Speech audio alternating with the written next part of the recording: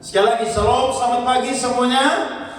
Haleluya. Mari kita buka Alkitab kita, Injil Matius pasalnya yang ke-13 ayat 31 sampai ayatnya yang ke-33. Mari kita mulai. 1, 2, 3. Perumpamaan tentang biji sesawi dan ragi.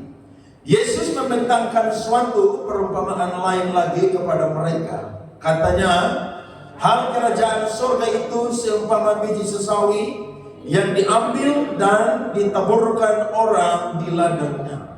Memang biji itu yang paling kecil dari segala jenis biji.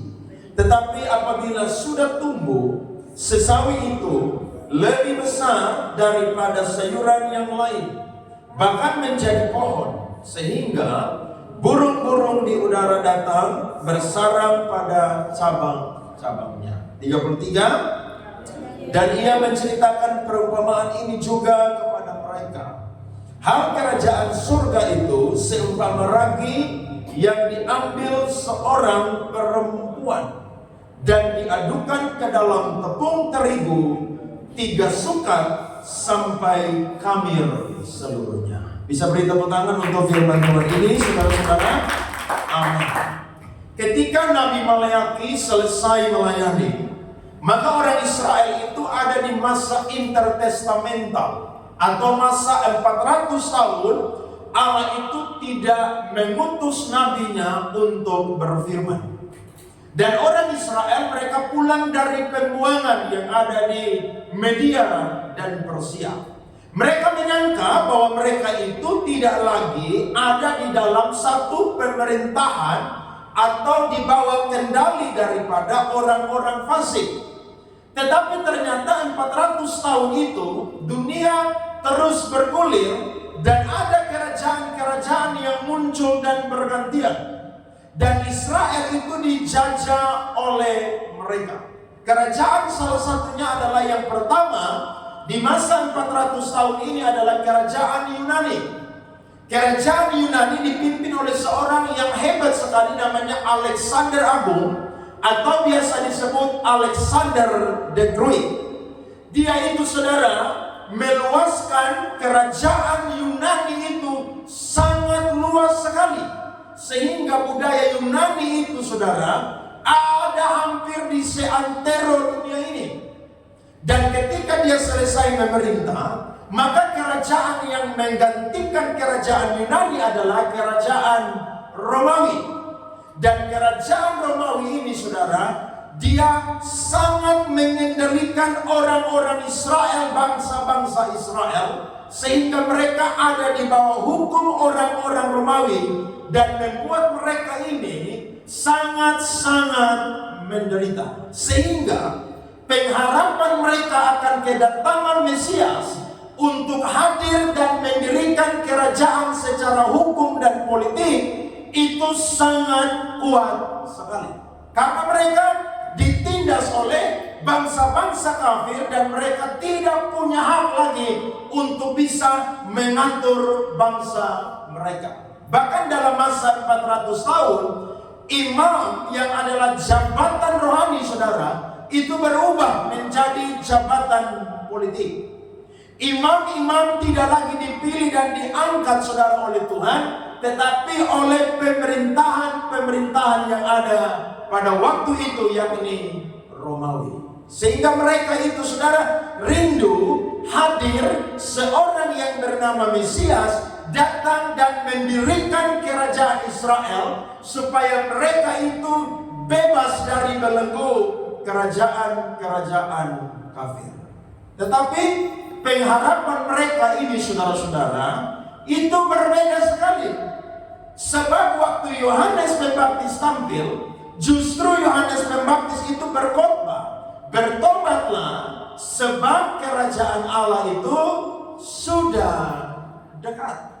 Mereka rindu Mesias datang memerintah secara hukum dan politik. Tetapi waktu Tuhan mengutus Yohanes Pembaptis, justru dia berkhotbah, bertobatlah sebab kerajaan Allah sudah dekat. Bahkan Yesus, saudara, menanggapinya dalam Matius pasal 4 ayat 17 berbunyi, sebab sejak waktu itulah Yesus memberitakan, bertobatlah sebab kerajaan sorga sudah dekat.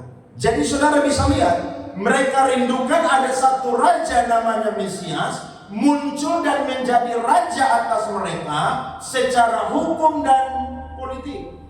Tetapi justru Yesus hadir, Yohanes Pembaptis hadir, yang disampaikan adalah kerajaan Allah. Kalau secara manusia pasti ini mengecewakan, karena mereka mengharapkan Mesias itu hadir sebagai raja yang menjadi pemimpin politik dan hukum. Tetapi justru Yohanes berkhotbah tentang kerajaan Allah sudah dekat. Yesus pun juga berkata kerajaan Allah sudah dekat. Sehingga saudara-saudara jemaat yang dikasihi diberkati oleh Tuhan Yesus, topik kerajaan Allah ini akhirnya terus-menerus dibicarakan oleh Yesus dalam setiap pelayanan atau kesempatan yang dia dapatkan. Dan kalau saudara dan saya baca Injil, maka kita akan menemukan ketika Yesus mau mengatakan tentang kerajaan Allah, dia itu seringkali memakai yang namanya perumpamaan, ilustrasi, supaya apa yang menjadi pengertian dari kerajaan Allah itu bisa dimengerti oleh murid-muridnya, bahkan banyak orang, supaya mereka sadar bahwa yang menjadi urusan Allah bukan urusan hukum dan politik, tapi yang menjadi urusan Allah adalah urusan rohani. Amin. Makanya waktu Yesus itu mau naik ke surga, murid-murid berkata, kapan engkau memulihkan kerajaan bagi Israel? Mereka masih merindukan supaya mereka terbebas dari para penjajah. Tapi ingat, urusan Tuhan bukanlah urusan duniawi yang paling utama. Urusan Tuhan yang paling utama adalah bicara tentang kerajaan Allah. Dan tadi kita baca, Yesus memberikan perumpamaan tentang hal kerajaan surga. Kalau saya dan saudara baca kitab Injil, maka ada satu metode pendekatan yang dilakukan oleh Yesus dan dibicarakan oleh Yesus setiap kali dia itu menyeberangkan apa yang menjadi maksud dan tujuannya. Dia pakai satu pendekatan lewat kitab-kitab Injil, yakni pendekatan naratif atau pendekatan narasi. Kenapa? Karena pendekatan naratif atau narasi adalah metode yang selalu memunculkan keadaan sebelumnya dan juga keadaan sesudahnya. Tadi kita baca, biji sesawi adalah biji yang paling kecil.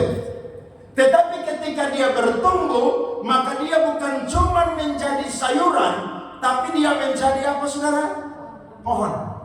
Kemudian perumpamaan yang kedua adalah sedikit ragi pada tepung terigu saudara, 3 sukat.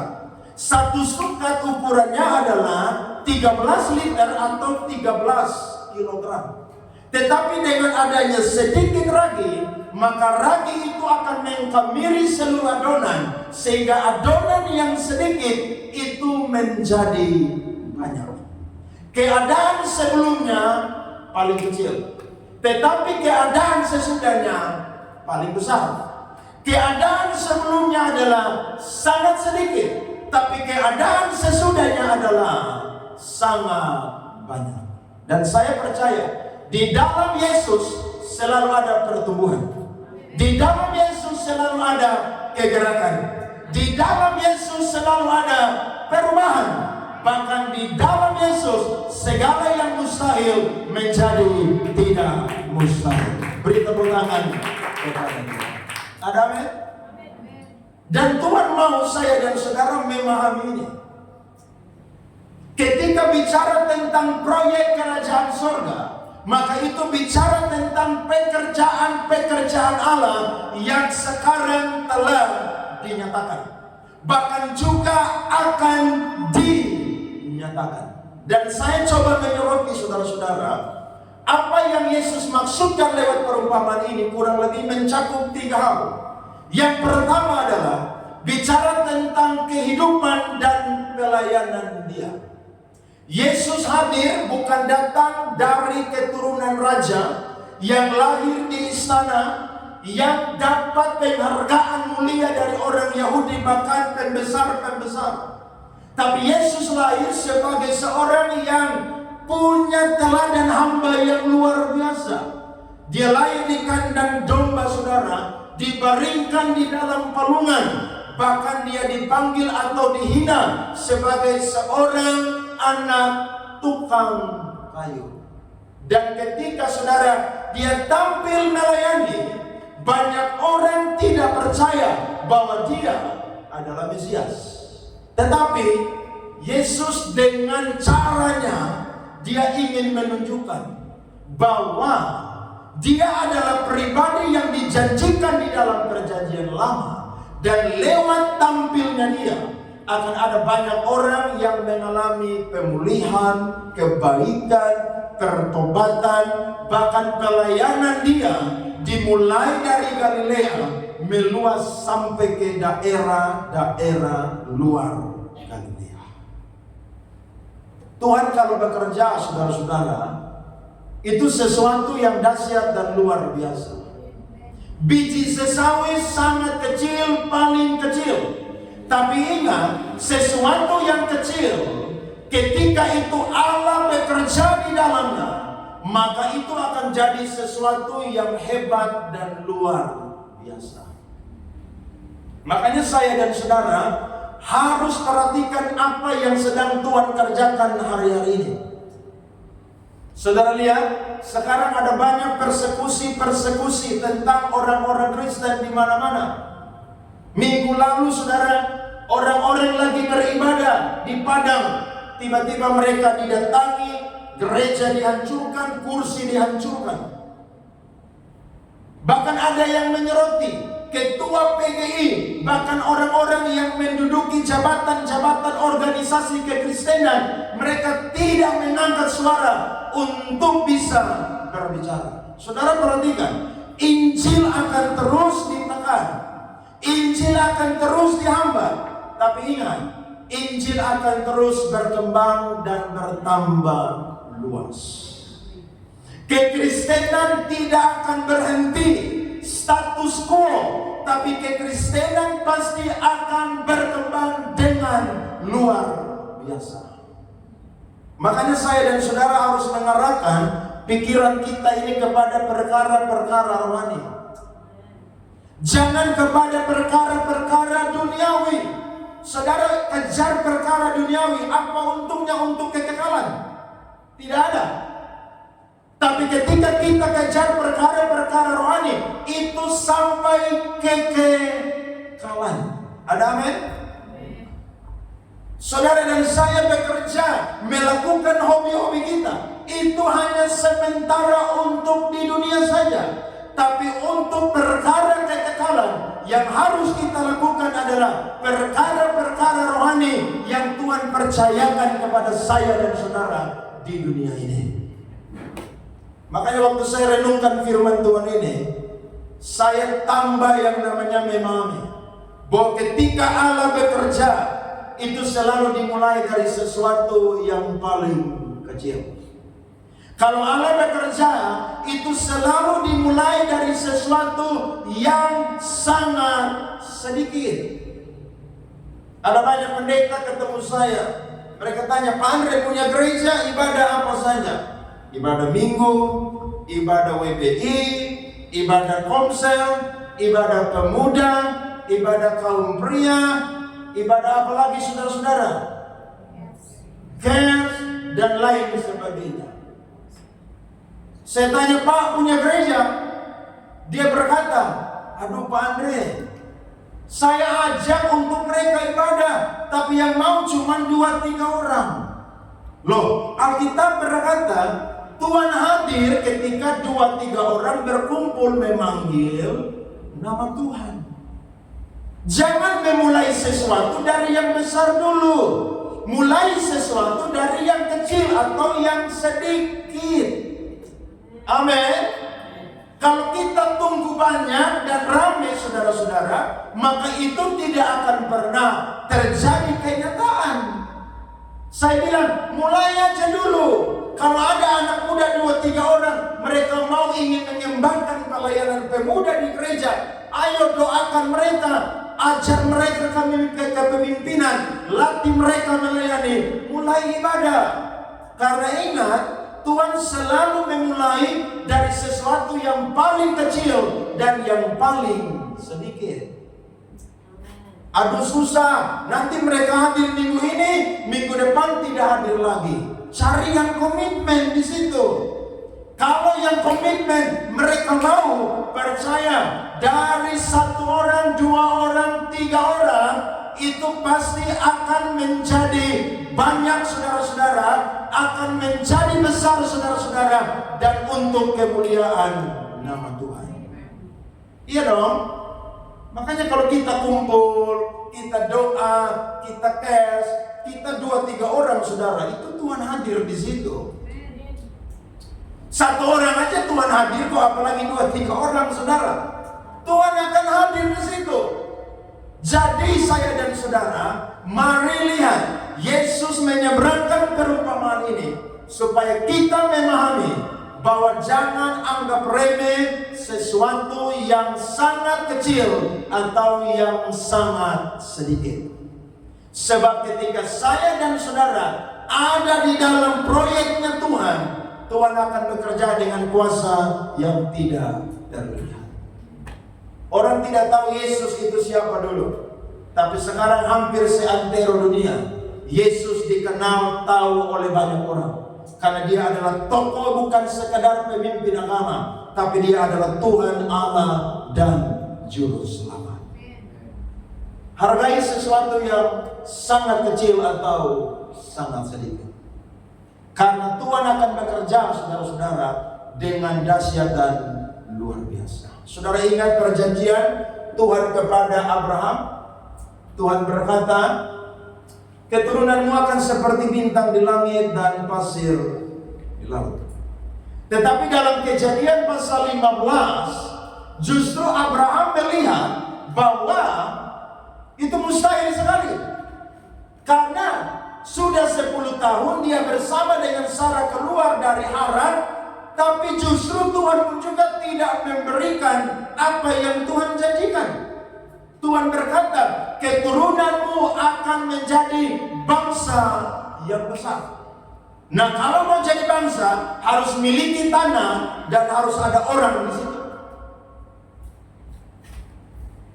Tapi Tuhan bilang kepada Abraham, bangsamu, keturunanmu akan menjadi orang asing di suatu negeri, dan keturunan keempatlah yang akan keluar dan menduduki negeri perjanjian.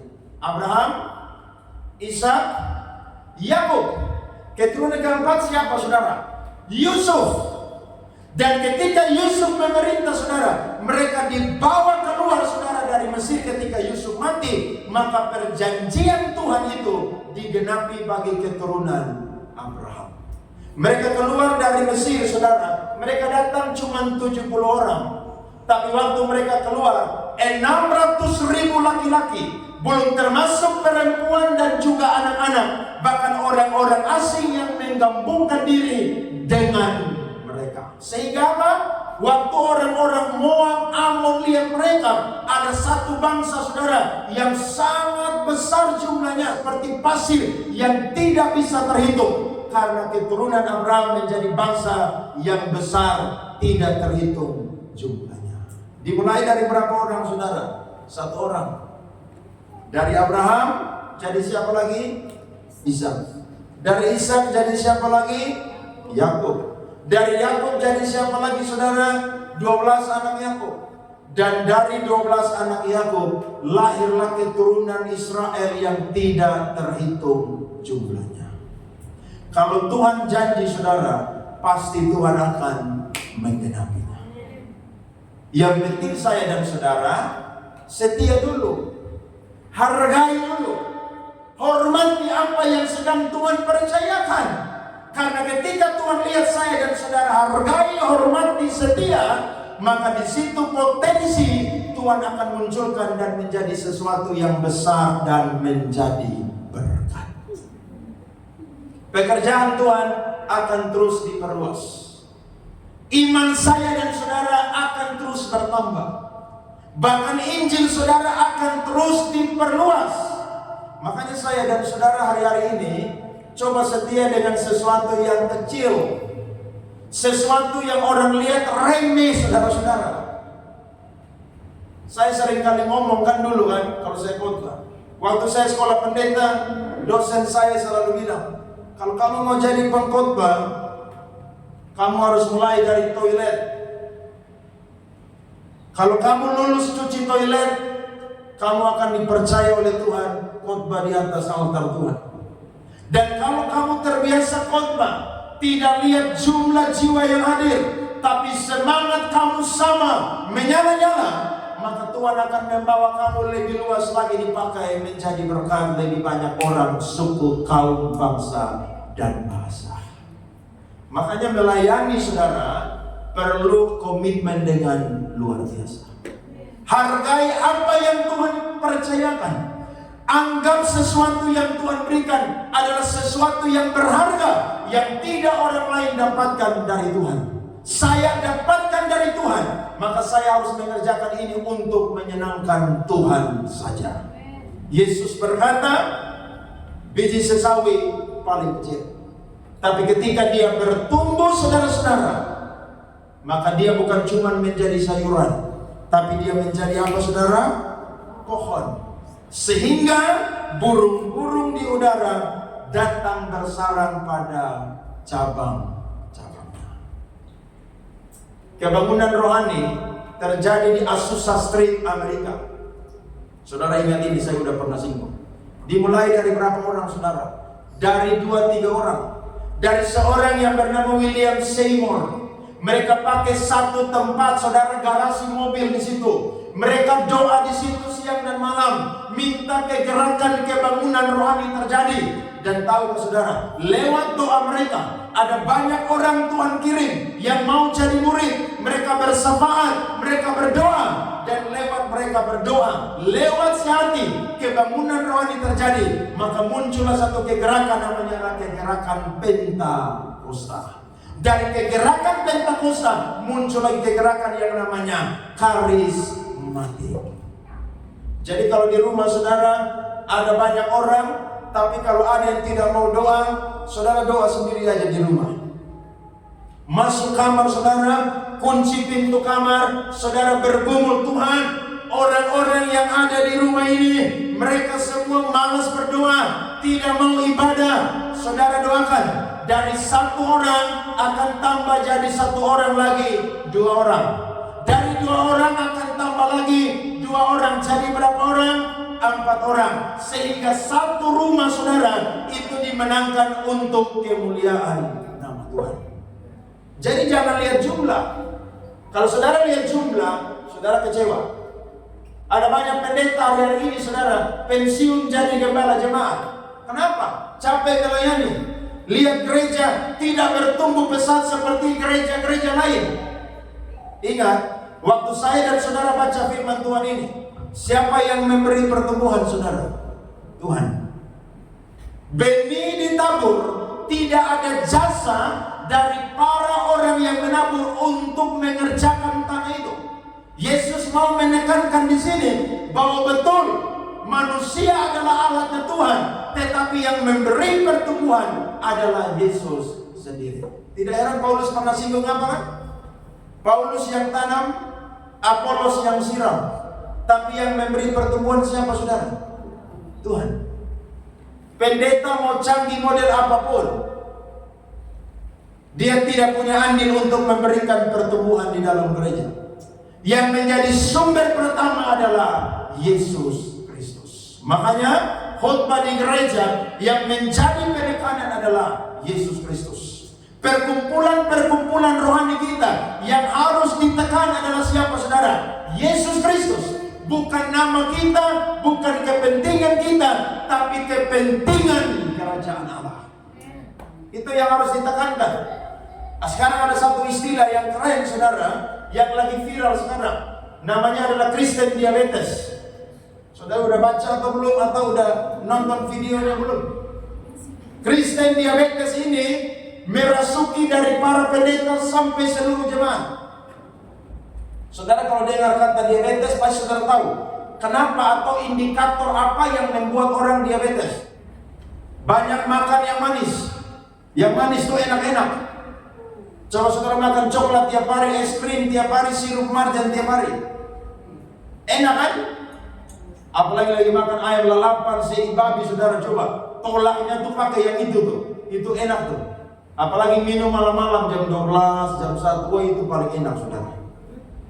Itu gula akan naik saudara, berbahaya. Nah Kristen diabetes saudara sekarang lagi viral. Kenapa? Karena banyak pendeta yang berkhotbah tidak lagi menekankan Yesus, menekankan Injil, tapi menekankan semua yang manis-manis kepada jemaat. Pendeta khotbah keras, jemaat tersinggung, tidak mau datang gereja.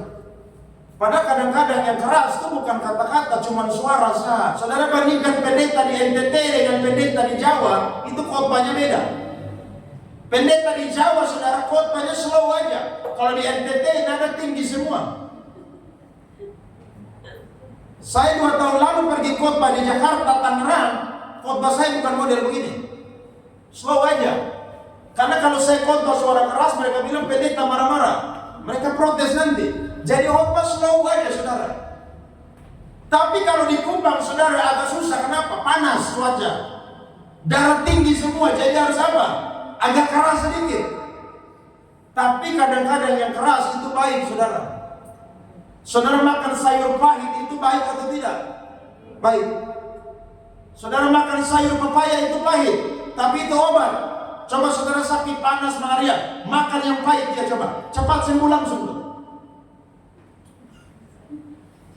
Jemaat suka yang manis-manis sehingga apa? Karena virus diabetes. Paulus pernah bilang kepada Timotius, hati-hatilah karena di dalam jemaat itu akan muncul orang-orang yang suka dengan dongeng-dongeng, yang akan suka dengan sesuatu yang mengenakan telinga mereka. Jadi kalau ada jemaat yang suka khotbahnya mau manis-manis, itu diabetes. Ya tidak terus khotbah keras juga saudara, tidak.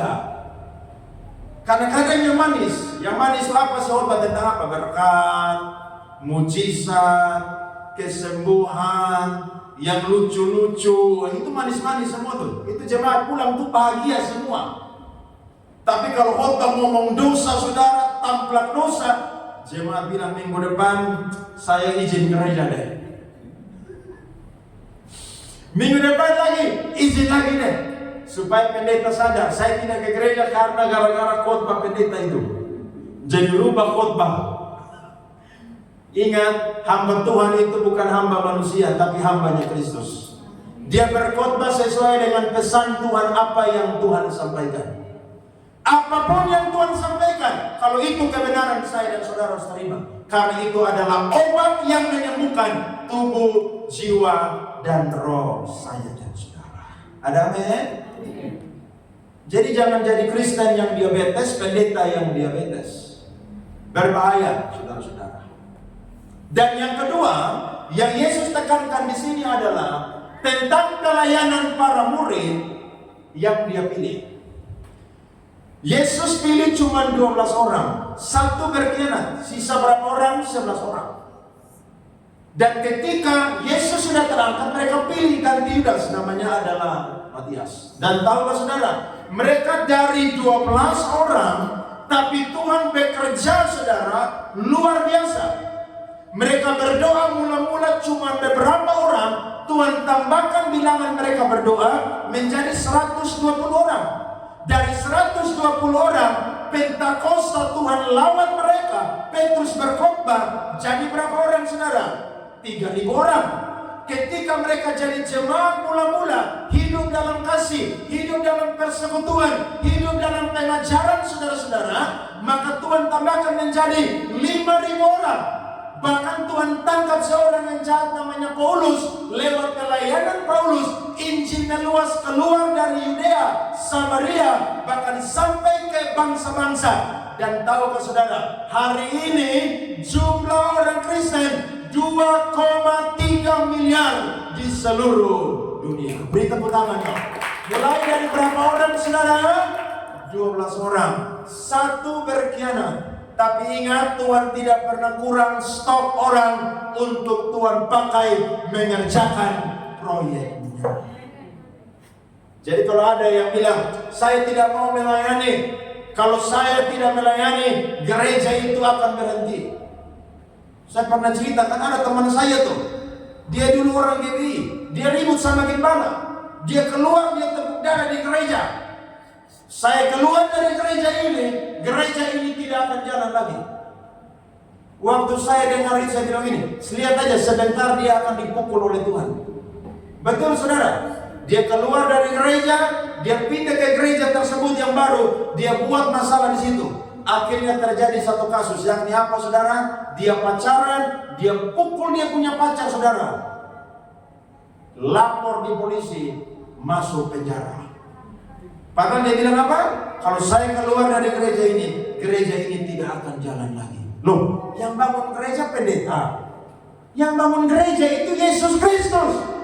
Dia kepala gereja, dia pemilik gereja. Maka tidak ada suatu kuasa apapun yang bisa menghentikan gereja untuk terus berjalan dan berkembang. Kita ada di tempat ini.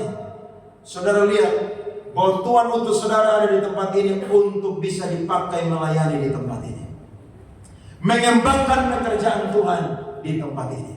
Dan saya yakin Tuhan lihat saya dan saudara punya potensi besar, dan Tuhan akan munculkan saya dan saudara menjadi orang-orang yang hebat dan luar biasa.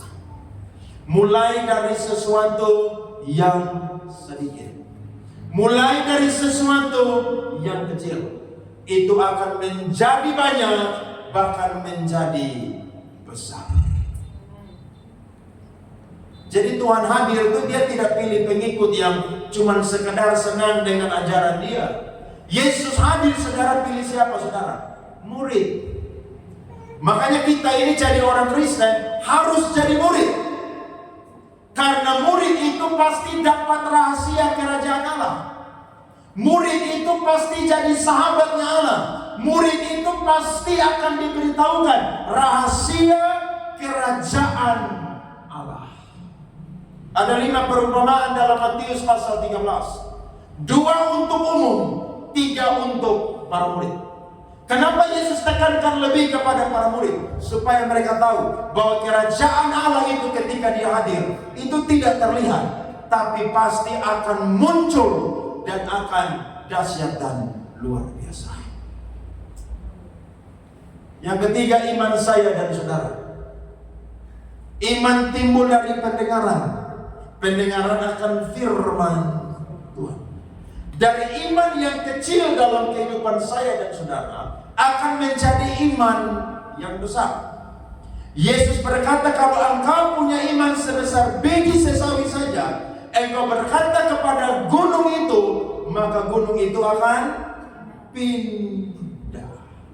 Jadi iman yang besar itu saudara ukurannya biji sesawi. Itu yang saya tekankan selalu. Jadi orang Kristen harus punya pengalaman pribadi dengan Tuhan. Saudara iring Tuhan bertahun-tahun, saudara harus mengalami iman itu seperti apa. Dan iman kita akan diuji ketika kita dalam situasi-situasi yang terpuruk, bahkan ada di titik terendah di dalam kehidupan kita. Kalau kita sehat, iman kita tidak dilatih oleh Tuhan. Tapi ketika kita divonis dokter sakit ini, sakit model ini, di situ iman akan bekerja. Kalau saya dan saudara hari ini iring Tuhan, hidup biasa-biasa saja, tidak ada masalah, maka iman saya dan saudara tidak akan dilatih. Tapi ketika ada masalah, maka iman saya dan saudara akan dilatih. Ada amin? Orang Kristen lebih suka sukses daripada proses. Padahal sebenarnya yang lebih menarik itu proses, saudara. Karena proses itu akan ada cerita. Banyak orang lihat, orang ini diberkati, orang ini sukses, pelayanan berhasil. Lihat dulu prosesnya dia itu apa. Saudara jangan tertarik dengan kesuksesan orang tanpa melihat prosesnya dia. Kalau kita lihat prosesnya dia, kita akan memahami bahwa Tuhan menghargai orang-orang yang mau ada di dalam prosesnya Tuhan. Saudara dulu tidak bisa apa-apa, tapi sekarang Tuhan bekerja. Saudara bisa punya talenta, berani mendoakan orang, berani usir setan. Itu Tuhan yang bekerja. Dari iman yang kecil, saudara, mengerjakan perkara-perkara yang besar.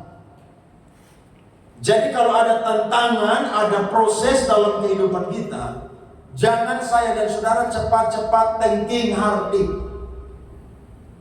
Tapi saudara berkata, Tuhan saya yakin ini adalah proses dari Tuhan untuk melatih iman saya yang kecil seperti biji sesawi.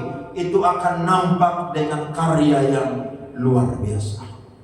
Ada proses, ada persoalan. Saudara tanya Tuhan, apa maksud dan kehendak Tuhan? Dan musim-musim kita sebagai orang percaya itu berbeda. Kadang ada di bawah, kadang ada di atas.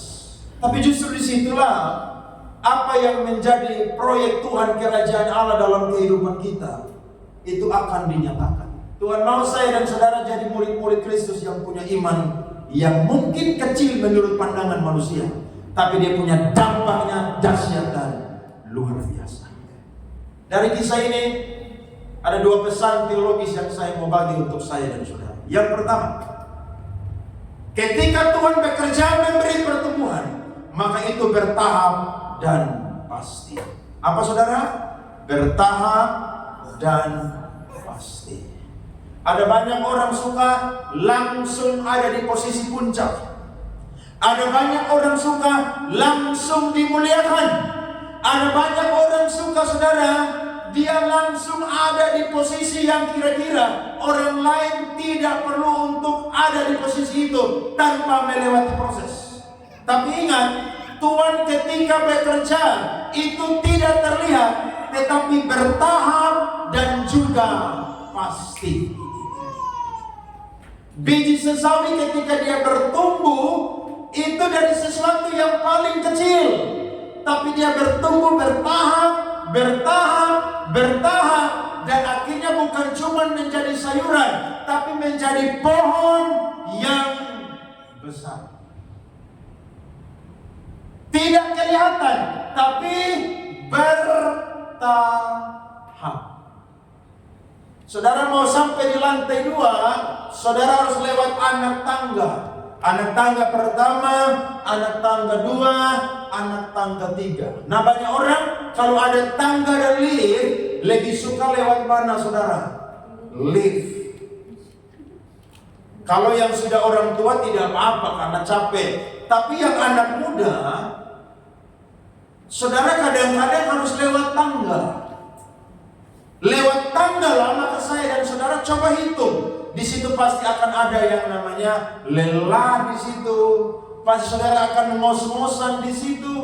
Tidak heran, siapa yang dengar firman, dia diberkati. Salah satu konten dari berkat Tuhan adalah dia tidak turun tapi akan naik. Nah kalau naik saudara itu sulit atau mudah saudara-saudara? Sulit. Tanya orang yang suka mendaki, mau lihat pemandangan yang indah, ngos-ngosan atau tidak naik sampai ke puncak gunung? Ngos-ngosan. Kita mau berhenti, kita tidak lihat apa-apa. Tapi ketika kita ada di puncak, maka kita akan melihat semuanya begitu indah, luar biasa. Cara kerja Tuhan tidak instan.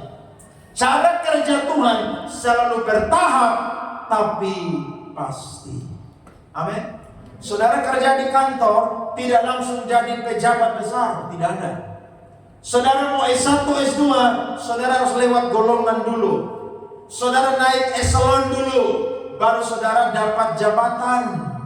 Melayani Tuhan juga seperti demikian. Tidak langsung instan jadi pendeta terkenal, pendeta diurapi, harus bayar harga dengan Tuhan, banyak berdoa, belajar firman, setia melayani, hargai apa yang Tuhan percayakan, maka itu akan muncul saudara-saudara, dan itu akan pasti. Bertahap, amin. Bertahap. Tidak instan langsung, tidak ada model begitu. Bertahap. Tuhan bekerja seperti demikian. Jadi kalau pola pikir kita sedang salah, pagi ini diperbaiki oleh firman Tuhan. Hargai, cinta, rawat, setia sesuatu yang paling kecil atau mungkin sedikit. Kalau kita setia, Tuhan akan lipat gandakan menjadi banyak, bahkan berlaksa-laksa. Saya dorong saya dan saudara pagi ini, dengar firman ini. Saudara tambah menghargai perkara-perkara kecil yang Tuhan percayakan. Saudara rawat itu dengan sebaik mungkin. Saudara setia mendoakan itu dan melakukan. Percaya waktu Tuhan indah bagi saya dan saudara. Melayani tanpa pamrih. Saudara bayar harga habis-habisan dengan Tuhan. Ingat, saudara dan saya sibuk dengan Tuhan. Tuhan juga akan sibuk dengan saya dan saudara. Saudara tidak usah kejar-kejar promosi dari diri sendiri dan manusia. Promosi itu datang dari mana saudara? Dari Tuhan. Kalau Tuhan lihat saya dan saudara setia, menghargai, menghormati apa yang Dia sedang berikan, akan tiba waktunya Tuhan akan mengangkat saya dan saudara. Pesan yang kedua adalah, mari saya dan saudara jadi seperti biji sesawi yang paling kecil. Jadi seperti ragi yang sangat sedikit, tapi itu berdampak besar bagi banyak orang. Jadi orang Kristen jangan puas cuma ada di level ini. Naik tingkat lebih lagi di level-level berikutnya. Kembangkan apa yang Tuhan berikan kepada saya dan saudara. Jangan seperti orang-orang Ibrani. Penulis Ibrani berkata, kalau ditinjau dari sudut waktu, kalian ini harusnya sudah menjadi pengajar-pengajar. Jadi orang Kristen jangan stagnan di situ. Tapi saudara punya visi, punya target. Tahun ini saya mau jadi seperti ini. Tahun depan saya mau jadi seperti ini. Tahun depan lagi saya mau jadi seperti ini. Tuhan akan bawa saya dan saudara ada di level-level tersebut. Karena ingat, Tuhan selalu mengurapi orang yang mau berkembang. Tuhan mengurapi orang yang mau bertumbuh. Tuhan tidak mau mengurapi orang yang puas dengan keadaan. Tuhan tidak mau mengurapi orang yang mungkin malas dan lain sebagainya. Tapi Tuhan mau urapi dan pakai orang yang mau bertumbuh dan berkembang. Amin. Saudara yang dipilih melayani, mungkin saudara hari ini mungkin ketua kelompok sel. Saudara belajar sharing firman Tuhan lebih baik lagi. Saudara yang worship leader, saudara nonton para hamba-hamba Tuhan yang dipilih, ya, yang melayani sebagai worship leader. Belajar dari mereka, nonton mereka. Kita yang berkhotbah, nonton pendeta-pendeta yang belajar, yang diurapi, bagaimana mereka berkhotbah. Kembangkan diri saudara-saudara. Karena ingat, biji sesawi paling kecil, ragi sangat sedikit, tapi punya potensi yang luar biasa ketika itu ada di dalam tangan Tuhan. Amin. Kalau kita tanya orang-orang besar, mereka tidak pernah bermimpi ada di posisi itu. Tapi karena Tuhan melihat mereka tuh memang mau mengembangkan diri. Saudara yang kuliah, belajar dengan sungguh-sungguh. Baca buku.